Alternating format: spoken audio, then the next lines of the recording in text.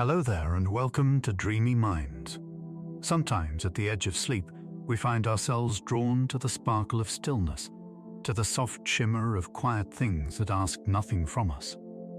Tonight, we wander into the world of crystals, not as collectors or healers or scientists, but as dreamers, as wanderers of the gentle mind. There is something ancient about a crystal, something slow, something patient. They form silently beneath the surface of the earth, shaped by time, pressure, and invisible forces. They carry inside them not only atoms and minerals, but the weightless illusion of permanence, the elegance of waiting.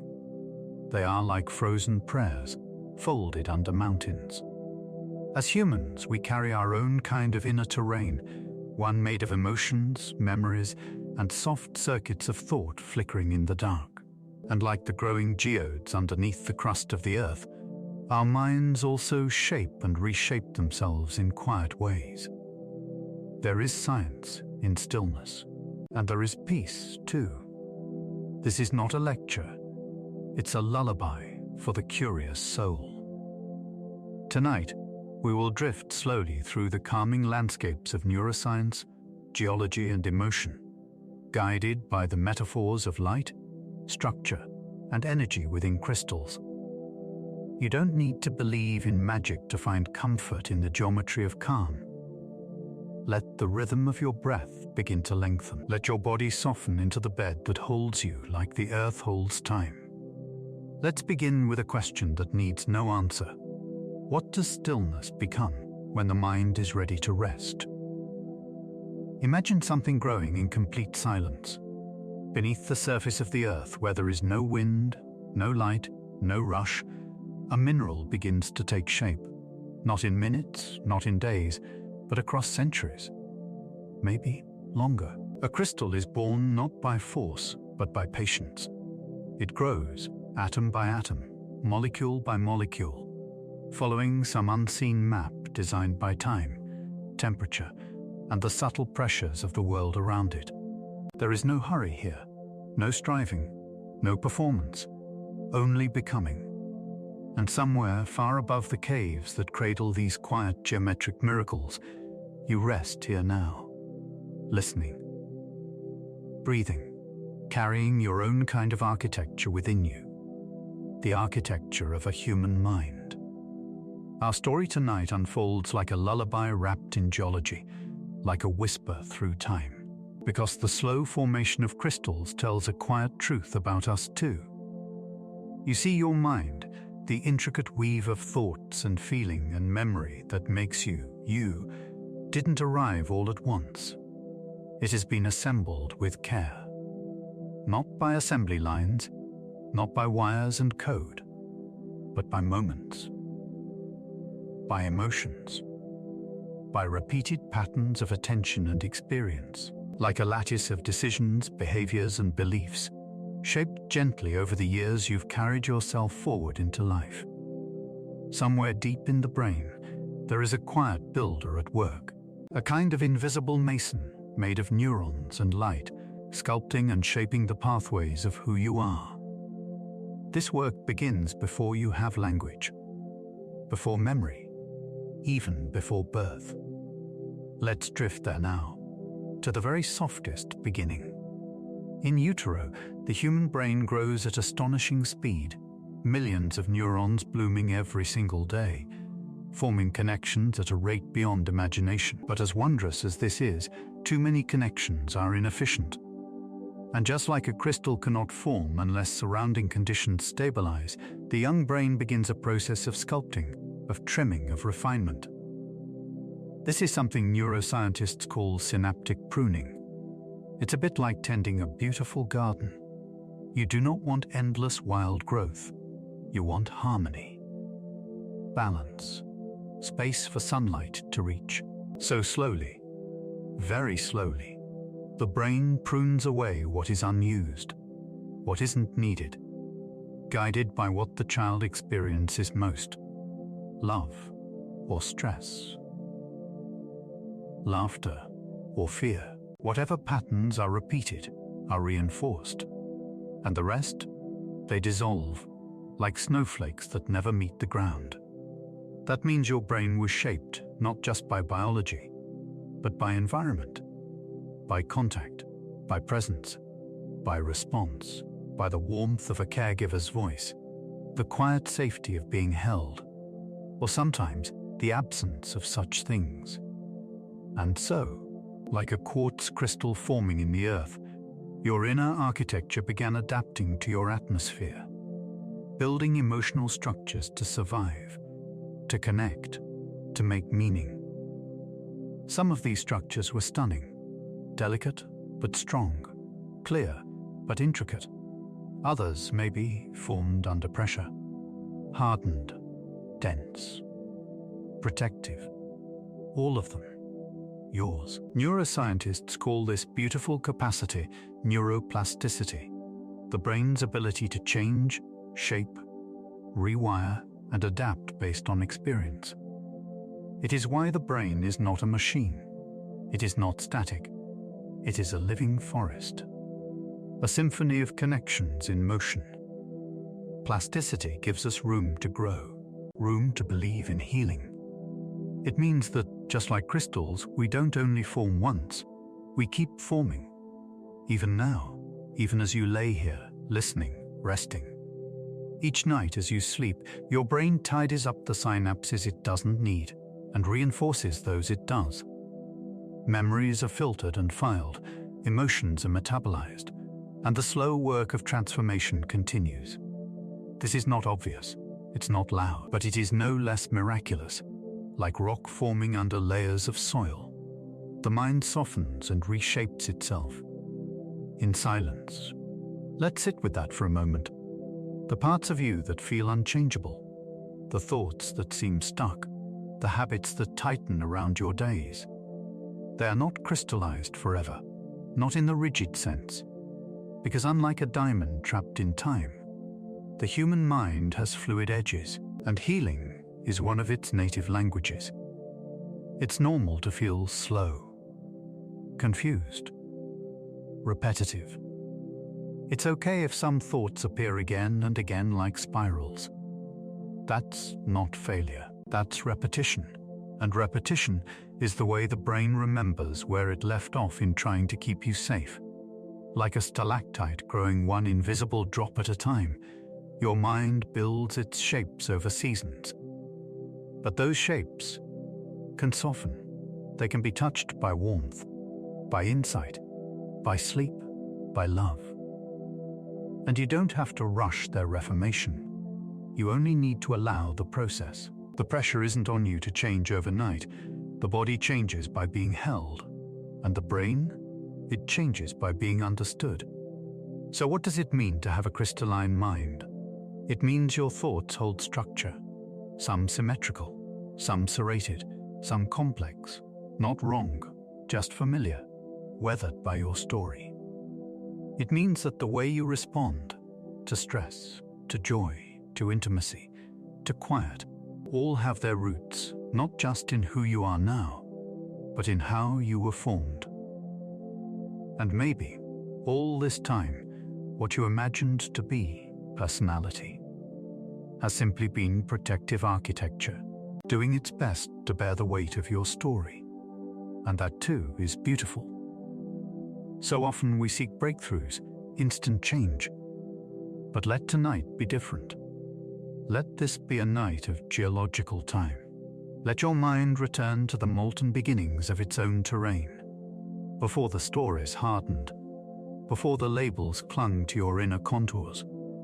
Let yourself begin again at the layer beneath language, where neurons whisper instead of shout, and everything unspoken is still allowed to grow.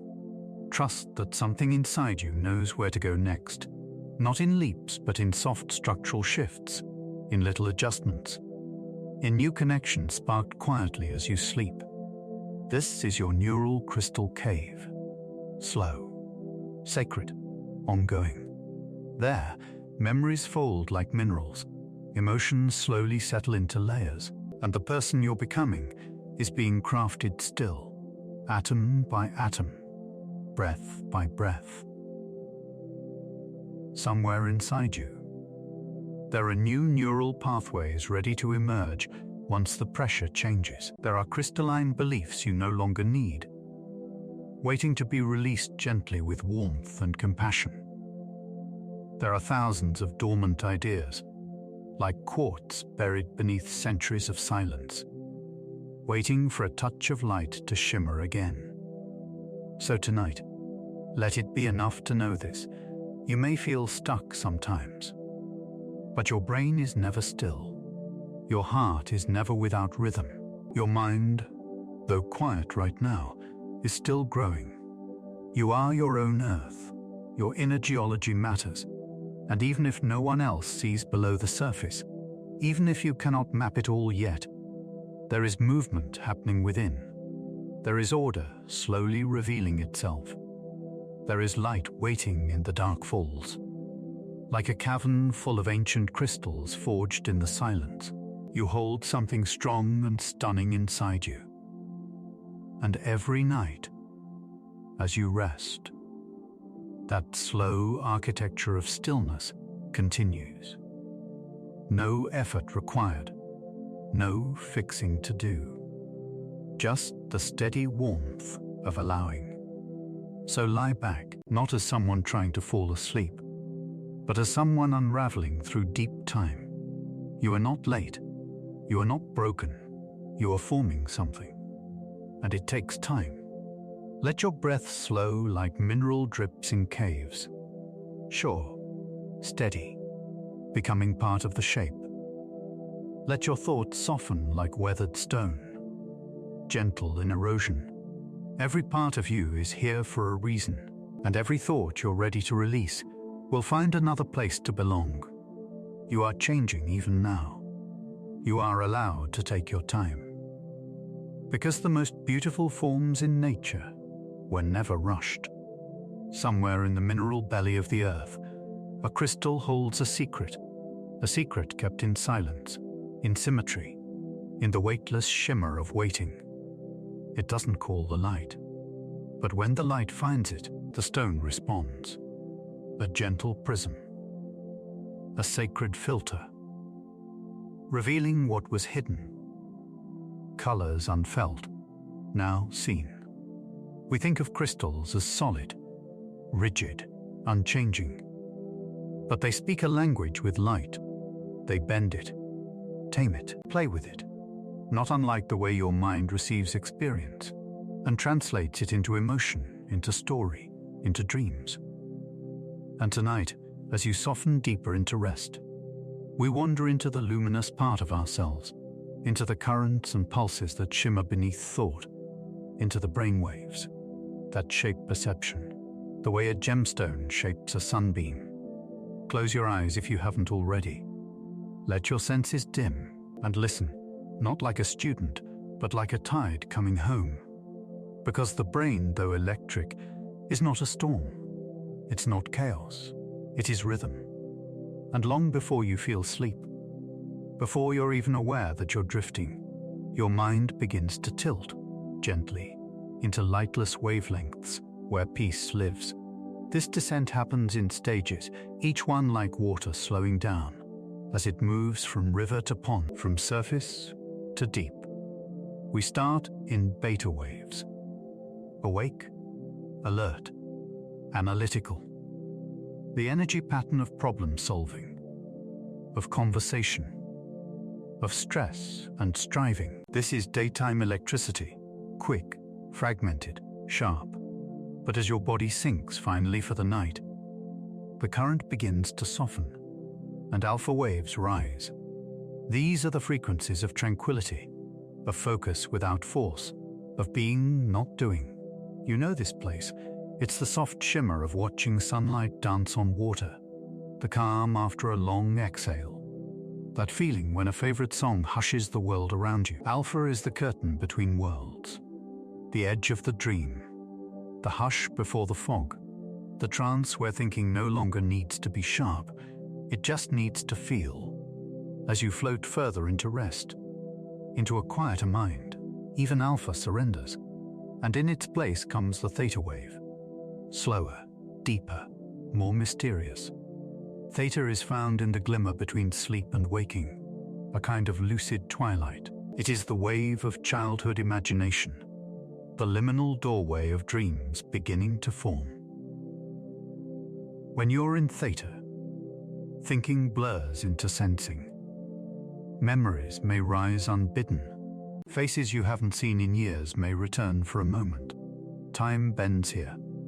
The brain becomes like a crystal in moonlight, not projecting, not grasping, simply reflecting. Theta is the birthplace of imagery, of symbolic thought, of subconscious healing. And if alpha was the shoreline, theta is the deep bay, holding the reflections of stars and possibilities you haven't spoken out loud. In theta, the inner world grows luminous. You might see things with your eyes closed, sudden colors, old houses you once lived in, a ball rolling for no reason down a hallway from childhood. The mind, unbound, not random, just refracted, like light filtered through an amethyst. And still we go deeper. Beneath theta lives delta, the slowest of all brain waves, the true ocean of sleep. It does not shimmer, it does not dazzle, it holds no colors for the conscious eye. Delta is dark and sacred and essential. It is restoration. It is physical repair. It is dreaming without needing to know what the dream was. In Delta, the light isn't gone, it's just settled. Imagine holding a crystal beneath water. No sparkles, just depth, just clarity, just gravity. This is the sleep you never remember, but always need. This is the state that washes the brain clean. In lightless moontides, of cerebrospinal fluid, removing waste, restoring balance, resetting the prism, so that tomorrow's light can shine through you again, without distortion. Just as a crystal cannot show its full spectrum, unless it's clean and whole, the mind needs this deep purging of unnecessary thought, of burdens too big to carry without rest. Because even light, for all its speed and power, must pause long enough to be seen clearly. And so must we. Here then is the science of light and stone. Your brain isn't just a library of memories. It's a living prism, constantly refracting perception, adjusting itself to the angle of your mood, to the colors of your thoughts, to the frequency of your feelings. Each mental state is shaped by wave patterns, like beams of light shaped within quartz. And when we sleep, we descend not through blackness, but through a spectrum, from the bright wavelengths of wakefulness, down, down, into the iridescence of rest. Sleep, too, is light, but it's a light the body feels, not see, a different language of photons and frequencies, one that speaks in touch, in letting go, in the soft surrender of consciousness, back into the unknown. Just as a crystal doesn't choose how to shine, it simply receives the light and lets it pass through with grace. You don't need to control your brainwaves tonight. They are already shifting. Right now, the beta waves of your active mind are ebbing into alpha, and alpha into the deeper waters that hold your most tender truths. Like rays of the setting sun, being caught, softened, and melted into shadow by the receptive geometry of stone, you're being prepared. For the dreaming state, let go. You don't need to visualize anything perfect. Even fog refracts the light. Just let this moment be, soft, and if it wants to, glow. There's something else. Did you know that the brain emits electricity, yes, but also creates tiny magnetic fields? Delicate whispers of charge, invisible, like the moon's pull on tide. That small signal radiates into the space around your head, so faint, so powerless to the naked eye, but still a kind of aurora, a subtle atmospheric glow that exists just because. You are alive tonight, you are glowing, even now, even in the dark, and maybe crystals become more than objects. Maybe they are metaphors for what we forget we are, still. Receptive, structured, and quietly luminous. Held by gravity, touched by time, responding to invisible forces, with shapes only silence could teach. You are made of minerals too: calcium, sodium, magnesium, stardust dissolved in water, forming latticework from birth, to hold every memory inside your fragile electric self. You are a crystal of selfhood, growing at the speed of breath, and light loves to pass through you. Tonight, you need no plans. You need no understanding more precise than this. Your brain is capable of slowing. And in slowing, it begins its real work, stitching images into dreams, binding threads of emotion into stories, folding chaos into meaning. Letting go.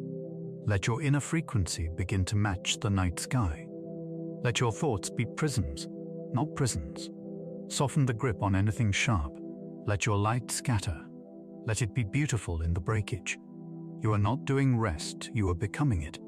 Nothing pressed, nothing pushed.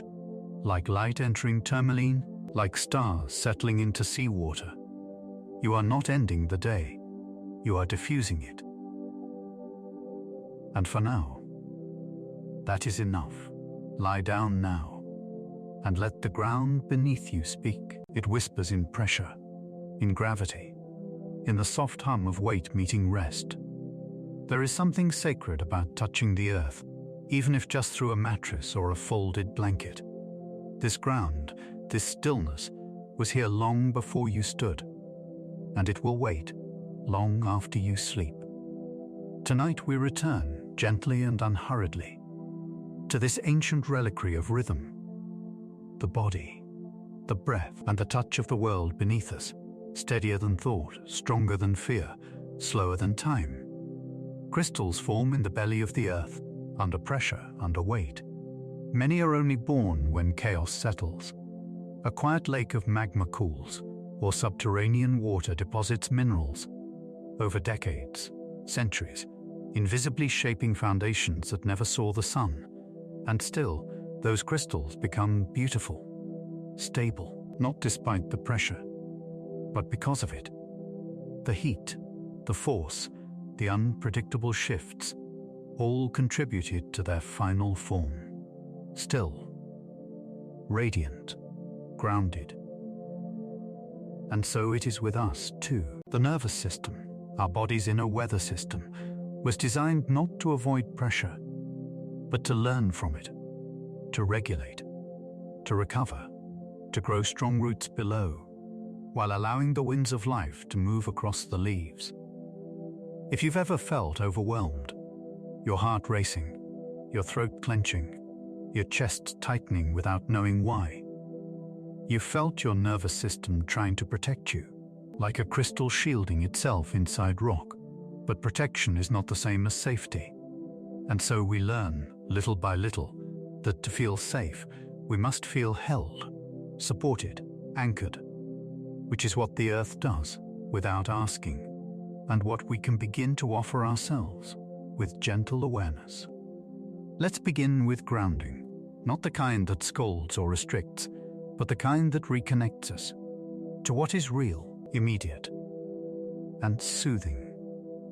The kind that reminds the brain, there is no tiger in the room, only breath, only stillness, only softness. When the mind drifts into anxiety, dread, distraction, it floats away from the body, from the now.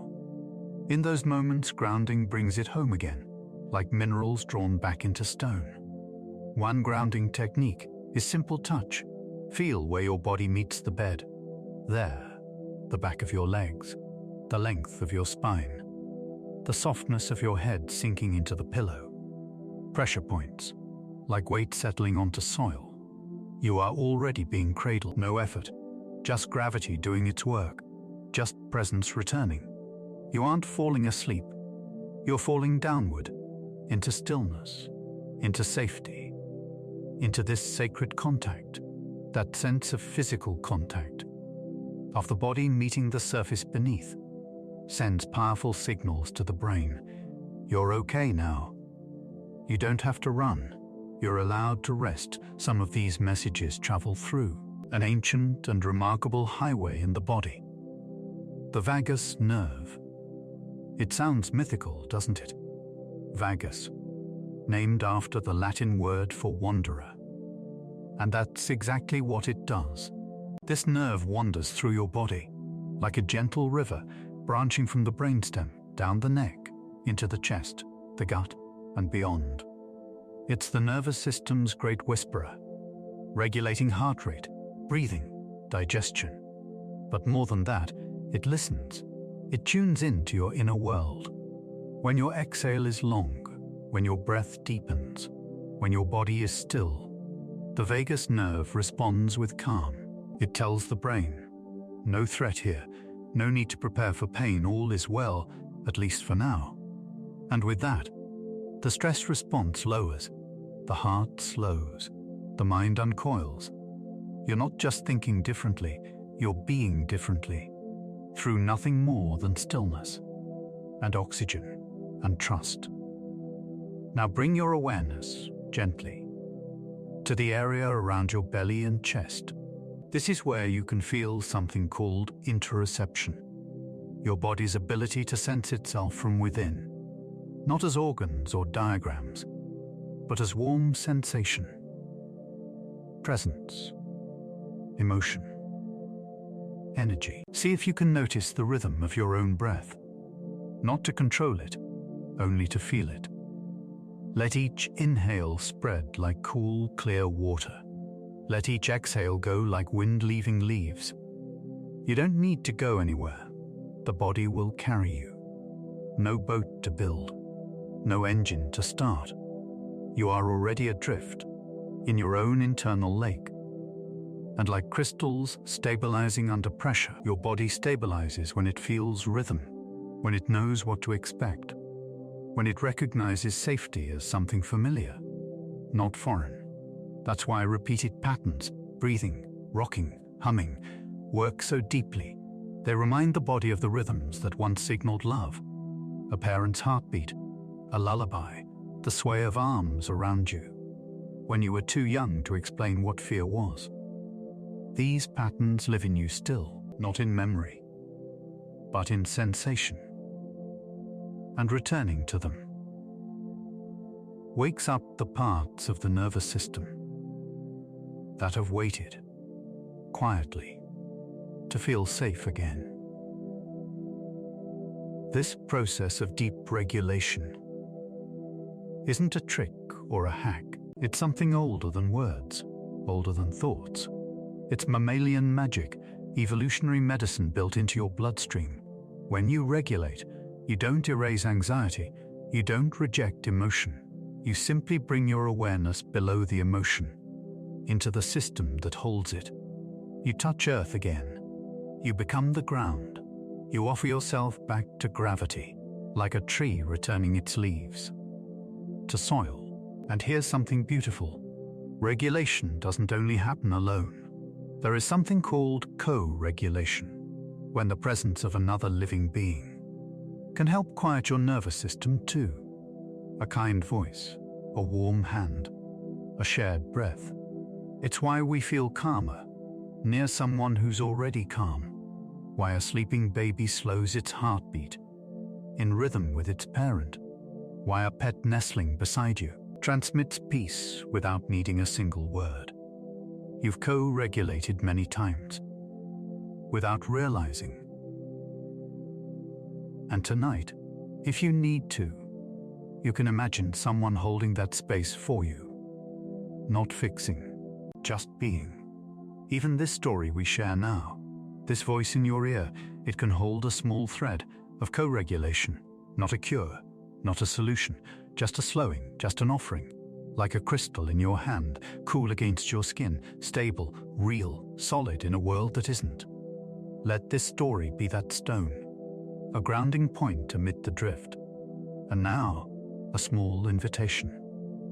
Take a breath if you like. Let it rise gently in the chest. And full, like forest mist settling between trees. You can place a hand over your heart if that calms you. You can wiggle your toes, or feel the touch of fabric against skin. These are not interruptions. They are portals, pathways, moments of re-entry into the gentle truth of your body. You are allowed to feel this. You are allowed to rest. And just like that, with awareness as soft as candlelight, you become grounded. Not by force, not by thought, but by kindness. Remember this. Stillness often begins in the body, before it ever touches the mind. If your heart is racing, if your thoughts won't stop, you are not broken. You are not failing sleep. You're simply still holding the heat of the day. Let it cool. Let the earth take it back. Let your chest rise like stone warmed in sunlight and fall like sand settling toward a canyon floor. This is the process. This is permission. Because you are not just a mind. You are a spine held by earth, a chest moved by air, a heartbeat learned in rhythm with stars. And if the day twisted you up, may the night now untangle you. Keep falling. Downward, inward, into the core of your nervous system, which knows the paths, not marked by signs, but by sensation. Let it lead you. Let it settle you. Like crystals, you are shaped by pressure, but your glow, your stillness, is your own somewhere, far beneath logic, beneath words, beneath memory. Your mind is drawing patterns. It does this every day, every hour. Even now, as you lie still like stone in the dark, it doesn't ask your permission. It doesn't wait for your awareness. It simply begins. The way water makes waves, the way snow makes hexagons, the way crystals form their lattices, quietly, precisely, without ever being taught how. Symmetry is a language nature speaks fluently. You can see it everywhere if you know where to look. In the spiral of a shell, in the 6-point lattice of a snowflake, in the twisting dina inside your cells, and in the ordered, invisible geometry that your mind builds to make sense of the world. The ancients called it sacred geometry, divine structure woven into the fabric of life. They saw spirals in galaxies, mirrored by curling vines in the forest. They noticed proportions in tree branches, echoed in the bones of birds, as above, so below. But this symmetry, the kind that soothes, doesn't live in nature alone. It lives in you too, in the mental maps your brain builds to understand, to survive, to belong. Let's drift into that space now. The brain is not just a collector of facts. It is, first and foremost, a pattern seeker. Imagine a child hearing the rhythm of footsteps in a hallway. Before they know who it is, they already feel something. Excitement, fear, anticipation. The sound alone activates a structure. That structure is a schema, a kind of mental blueprint built from repetition. Psychologists call it schema theory. It explains how we form internal frameworks, tiny rulebooks based on what we've learned, seen, or felt before. You don't memorize every moment. You track the rhythms, the shapes, the reoccurring themes, and with those patterns, you build expectation. Like sacred geometry traced into the inner walls of your psyche, your brain is always predicting, what's next? How will this feel? Is this safe? These expectations become your internal compass. Not because they are always correct, but because they are familiar. Even pain, if repeated often enough, becomes a kind of anchor. The mind will grip even the jagged edges of experience, just to feel predictability, just to have a shape in the chaos. Think of it this way. Just as a crystal finds molecular harmony over time, your mind finds emotional coherence in the rhythms it's known most. This is what neuroscience calls predictive processing. Your brain doesn't wait for reality to appear. It tries to predict it in advance, to fill in the gaps, to guess the story. And so, often without knowing, you are living inside your predictions, not merely reacting to the world, but preparing for it, based on the shape of your past. If someone once raised their voice in anger, your heart may startle, even at gentle tones. If love once meant inconsistency, you may flinch from closeness, or seek it like fire, fascinated and afraid. These are not flaws, they're patterns, held in place like invisible crystal wires, shaped through years of emotional geometry. And they did help you before, but now? Now you may be wondering, can I soften them? Can I reshape the pattern? Can I stop expecting thunder at every flicker of light? The answer lives in quiet spaces like this, not in force, not in lectures, but in permission. Because the structures in your mind, your schemas, your emotional equations can be changed, not neutered, not erased, but rewritten gently, like reshaping the flow of water over stones worn smooth by decades. Let's imagine that process together. You're cradling a crystal in your hand. Its shape is clean, angular, beautiful. But it didn't start this way. It started as fragments, fluid and chaotic, atoms bonding in every direction, until some resonance, some symmetry, pulled them into order. Now consider your thoughts tonight. The ones replaying, the ones returning again and again like a song you never meant to memorize. They're trying to form something too. A shape, a map, a message, and maybe what they need is not your resistance, but your curiosity. Where did this pattern begin? What emotion repeated itself often enough to carve this cave in the rock of my mind, and what would it feel like? To build new pathways, not to erase the old, just trace beside them. A new line of light? Your brain is capable of this. It's called neuroplasticity, and it means that your mind remains, at any age, a shimmering, shifting prism, more adaptable than you think. Given the right environment, slowness, safety, new experience, even the deepest patterns can bend. It doesn't happen all at once, not in revelation, but in repetition. So gentle you may not notice, but the change grows like frost shaping glass overnight. You may still feel the tug of old geometry, the tendency to expect the worst, or brace for silence where kindness could be. You may avoid mirrors, both literal and emotional. And that too is part of your design. But just like nature allows for both symmetry and imperfection, you are allowed to carry both. Old code, new possibility. You are not here to become perfect. You are here to become true. If you worry that you've always been this way, pause.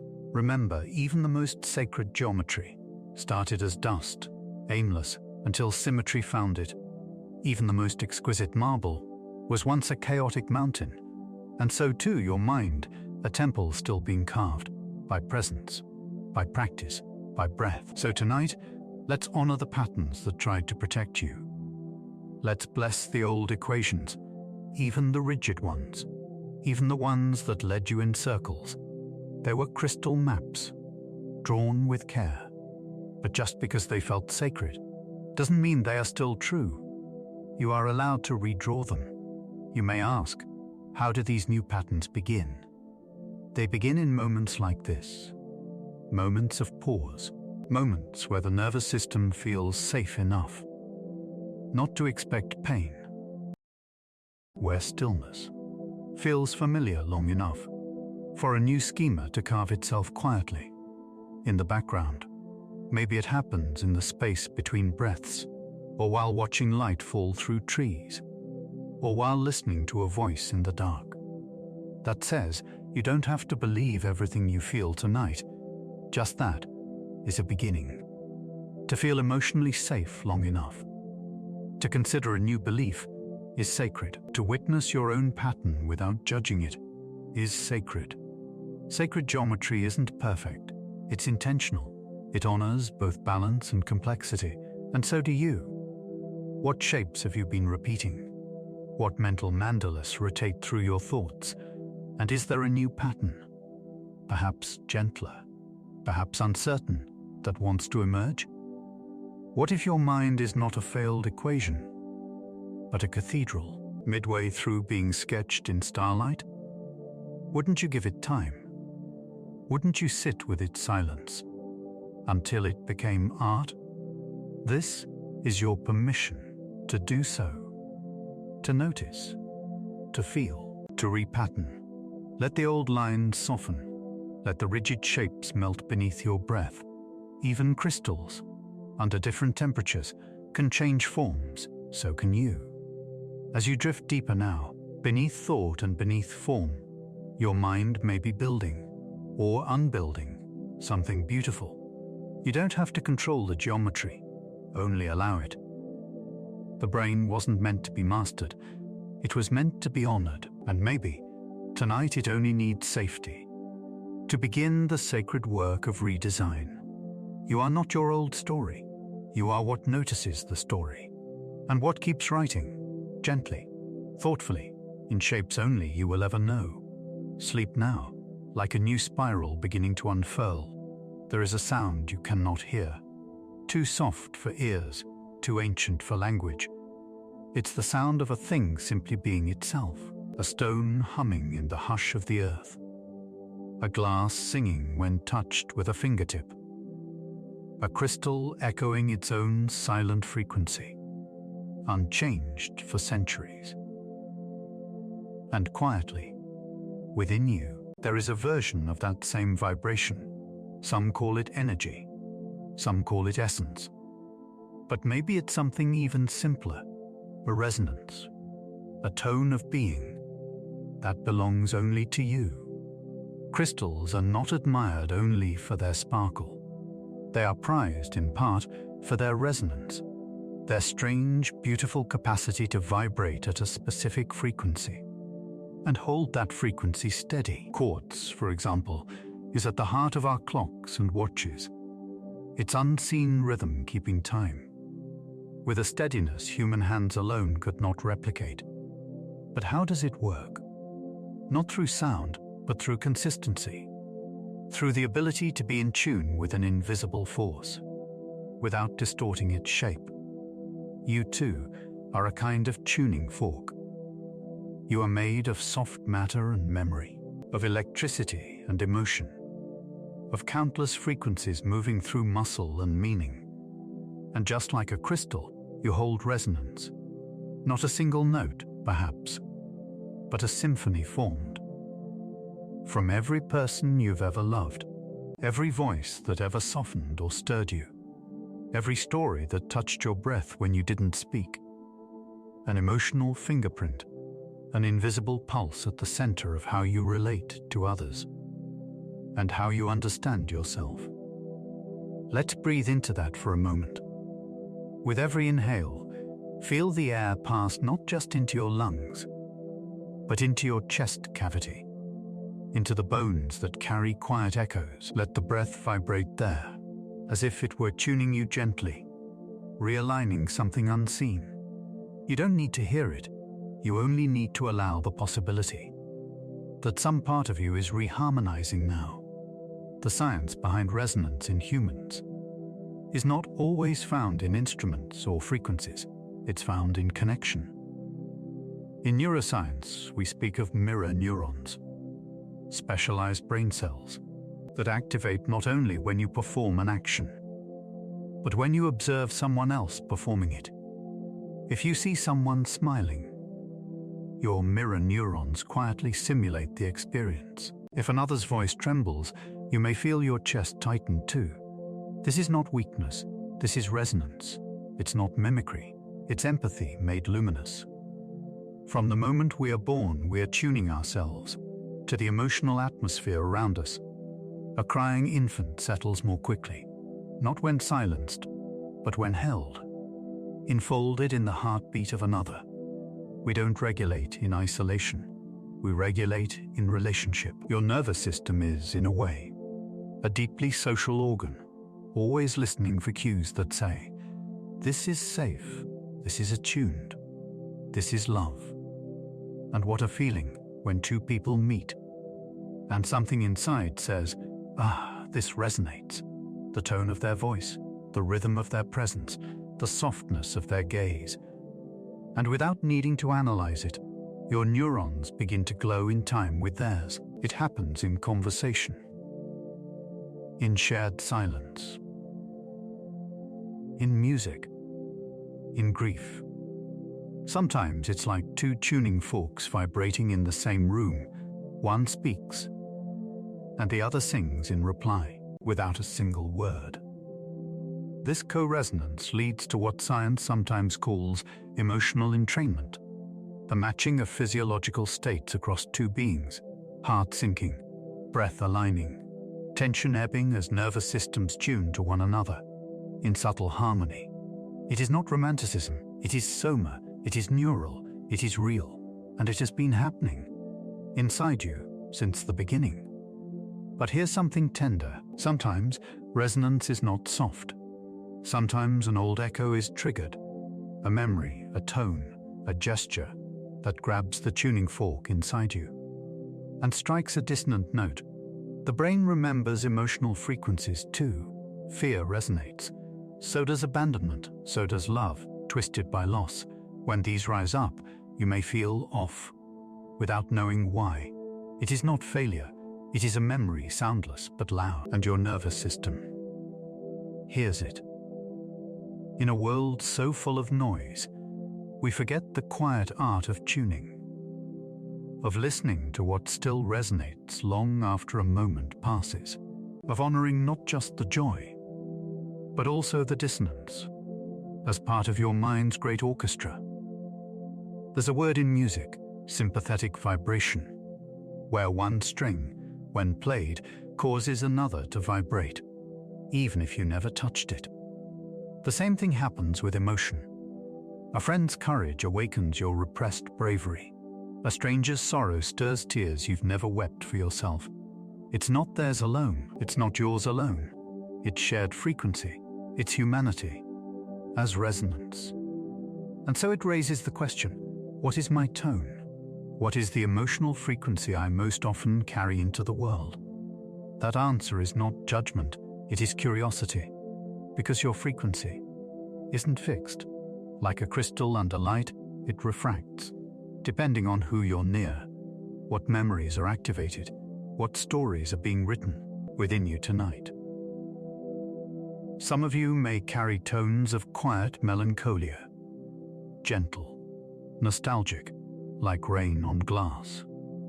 Others may hum with resilience, charged with tender strength. Others still may vibrate with longing for connection, for steadiness, for that perfect harmonic moment.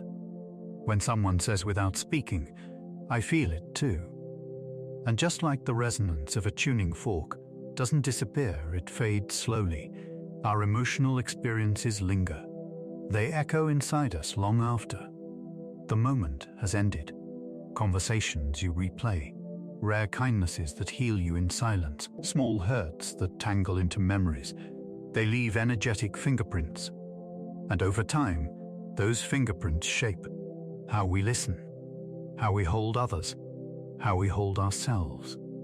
Let's come back to stillness for a moment, not as absence of sound, but as a clarity of signal. In stillness, we can finally hear what the noise kept buried, what truly resonates now, not what used to resonate, not what should, what resonates in this breath. If silence speaks, what might it say to you now? Crystals in perfect symmetry ring with the purest tone. No distortion, no resistance, and maybe silence itself, when we give it space, is the tuning chamber for the radiant self. Beneath performance, beneath roles, beneath noise, you are not a song to be written once. You are an evolving harmony. The tone you hold may shift tonight. You may feel more raw or more calm. You might find yourself vibrating with joy or gentle weariness. But no matter what note rises to the surface, it is valid, it is real, it is part of your resonance. And when sleep wraps you tonight, think of this: dreams too are frequency, not chaotic bursts, but carefully measured night waves of emotion, laying new layers atop the old. You're still becoming, still tuning, still echoing forward, each night a little more. You don't need to fix your frequency. You only need to feel it, to honor the notes that rise and soften the ones that ask to be released. Like a room full of bells, you contain the possibility to harmonize with anything true. And slowly, gently, you do. Time. We think we understand it. Seconds marching forward, days marked on phones and calendars, years slipping by on birthdays whispered like feathers. Linear, measured, predictable, but there are subtler clocks. Ones that follow the rhythm of rivers, not numbers. Clocks that keep time through stillness, not motion. And tonight, we'll follow those.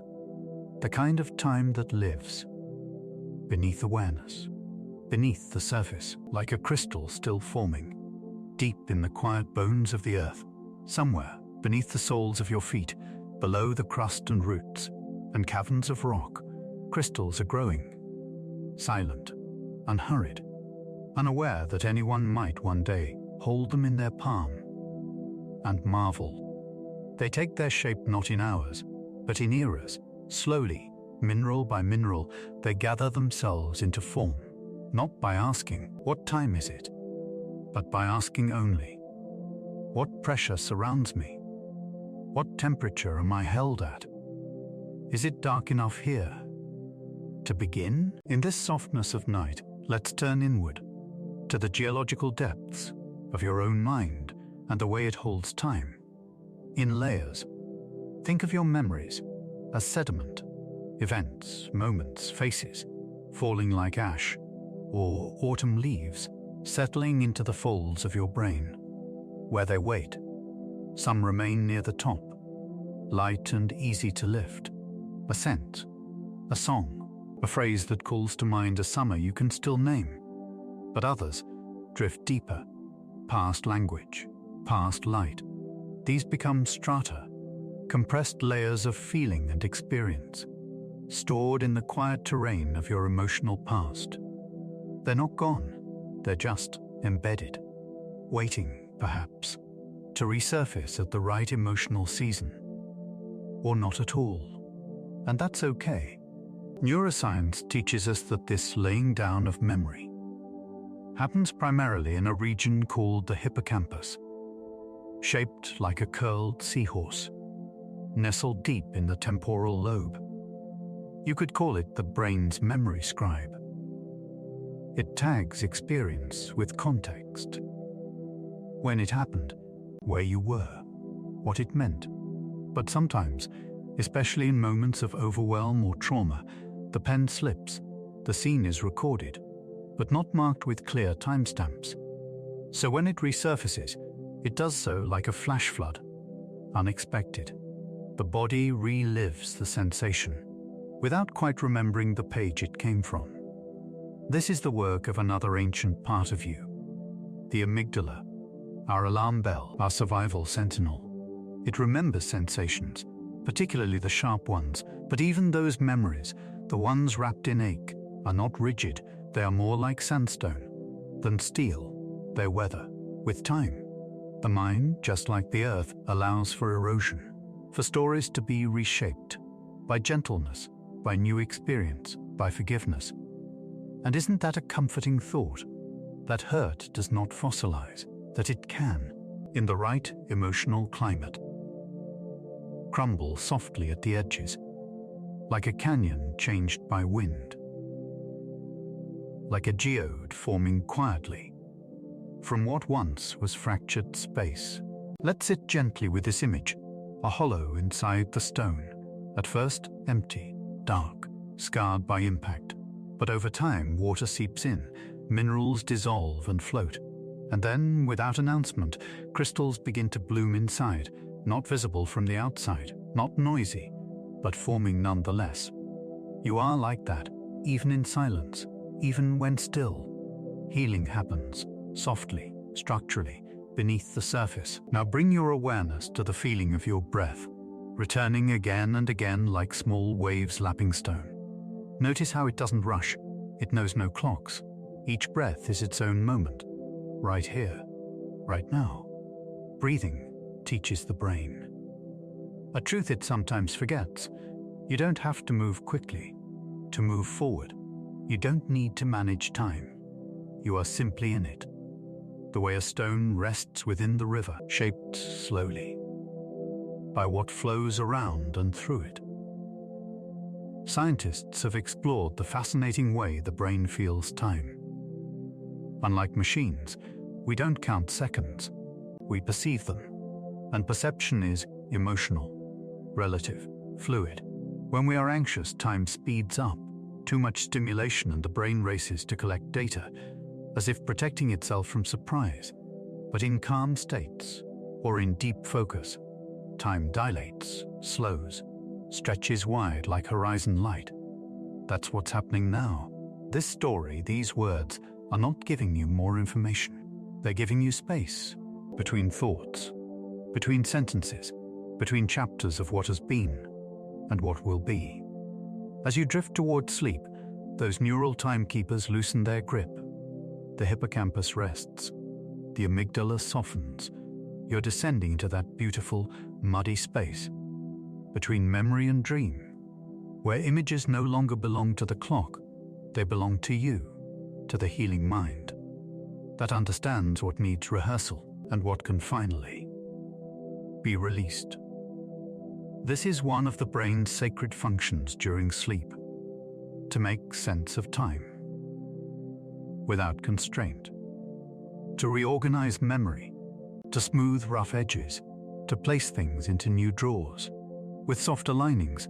You don't need to do this actively. Your mind already knows the way. You're not losing time. You're returning to it differently. Some emotions return in circles.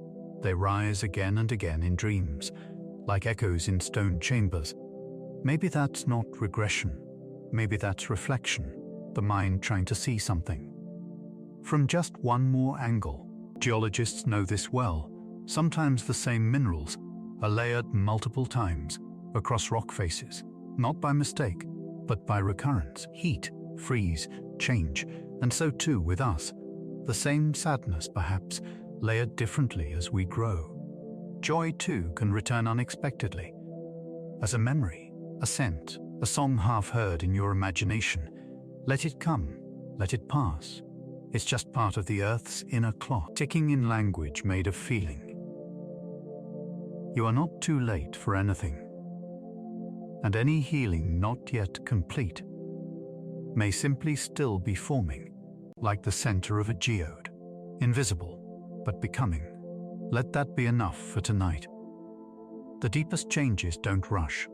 They don't announce their progress. They just keep occurring. Beneath the daydreams, beneath the noise, like minerals, settling into shape, below awareness. If time could speak, maybe it would say, I'm not in a hurry either. Maybe you are not supposed to be healed already.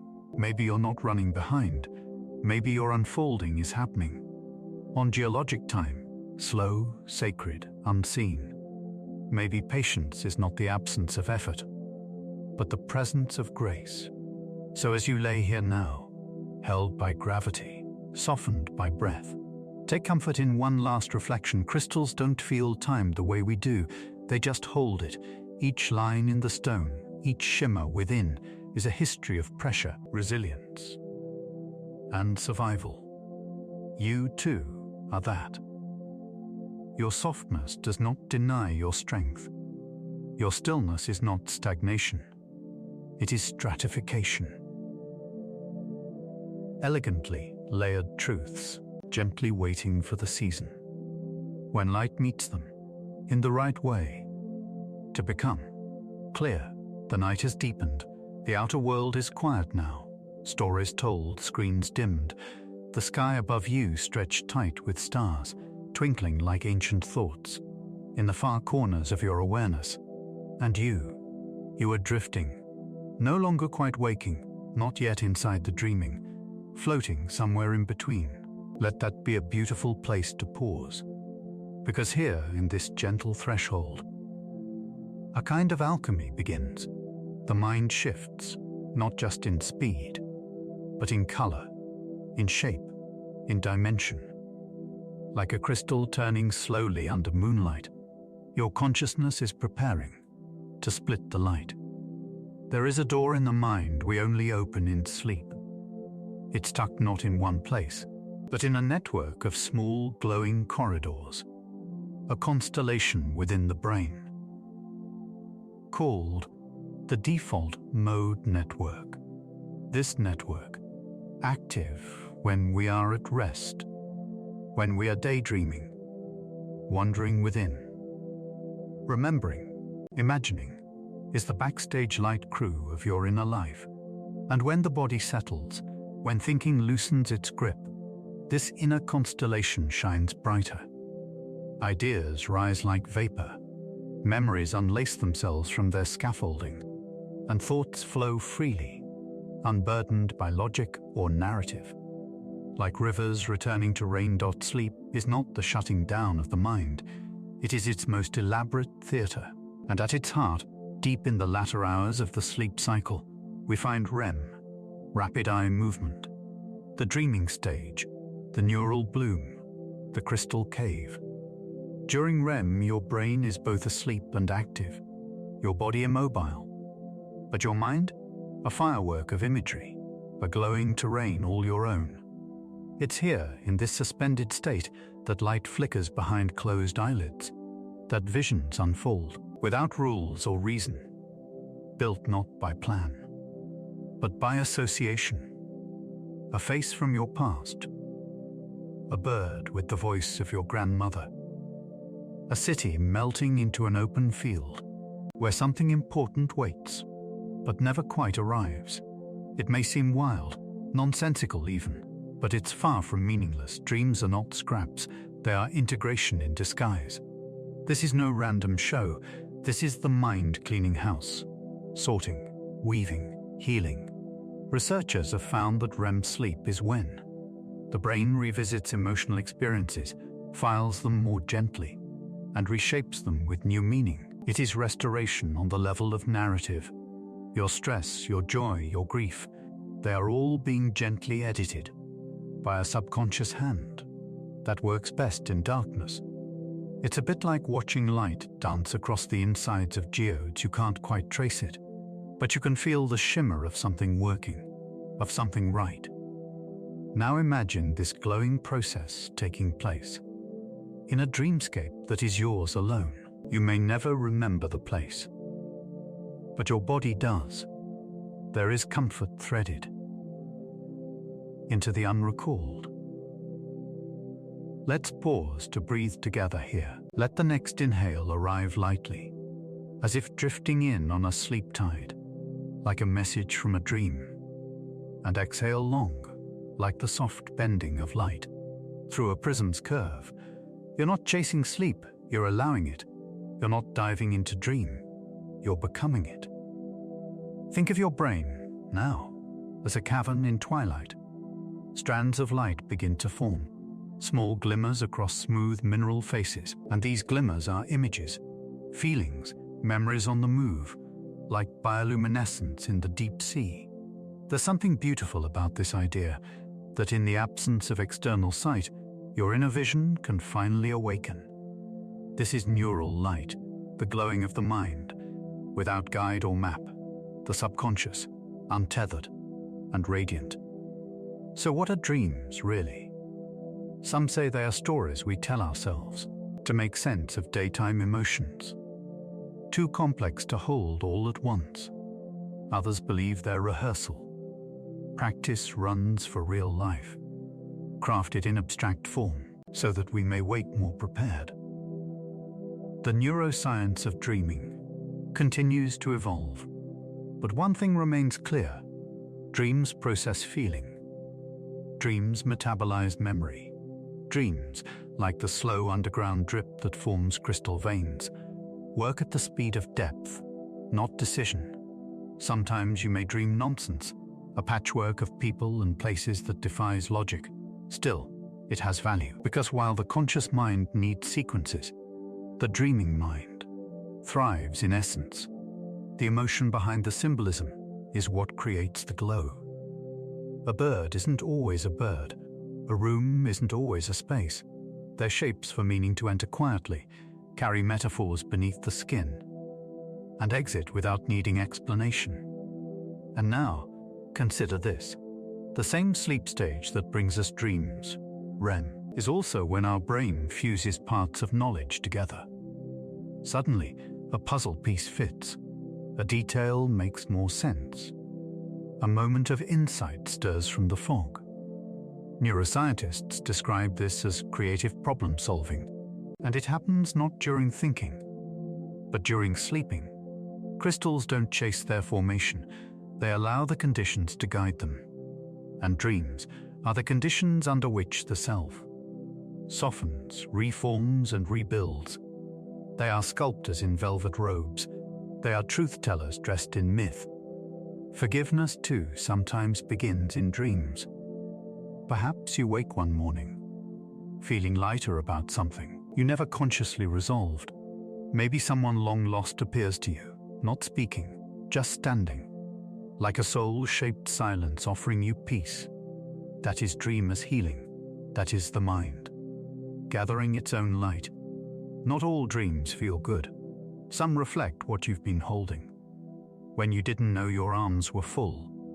But even those dreams carry purpose. They are not punishments. They are processing, the molten part of healing. That happens away from the mind's stage. And the beauty is, you never need to explain it. No journal required, no diagram to draw, just a trust in the glow that something in you moved. Some dream researchers believe that REM sleep is where we restore a sense of self. Throughout the day, our identities stretch and shift. We play roles, wear masks, navigate friction. But at night, in dreams, we return to ourselves, raw, elemental, curious. The self behind the self, the you no one else sees, the you made of neural light. And in that return, we come home, in that sacred space.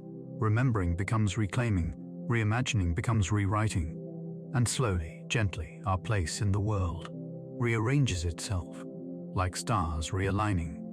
In sleep sky constellations, you hold that power, even in sleep, perhaps especially in sleep. So now let the edges of this story soften into silence. Let what you've heard settle like sediment inside the folds of your awareness, so the crystals of meaning can begin to form without effort. Breath, still slow. Body, heavy as stone. Mind, like liquid light, spilling into deeper caverns. Tonight, you don't need to remember your dreams for them to do their work. You only need to allow the darkness and the light within it to shape what it needs to shape. You only need to rest. The self reshapes itself here, not through doing, but through glowing, through softness, through slowness, through crystalline surrender. What waits for you now is not a place to go, but a place to return to. The dream, the inner hue, the jewel you've always carried. Let it glow, let it guide you, and let it be enough to know that while the world sleeps, so does the stone.